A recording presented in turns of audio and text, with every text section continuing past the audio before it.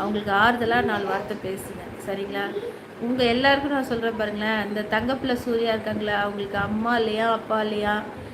சிவா நீங்கள் ஃபீல் பண்ணுறீங்களா, எனக்கு யாரும் இல்லைன்னு. இந்த தம்பிக்கு பாருங்கள், அம்மா இல்லை, அப்பா இல்லை, தாத்தா பாட்டிகிட்ட வளர்ந்துருக்காங்க.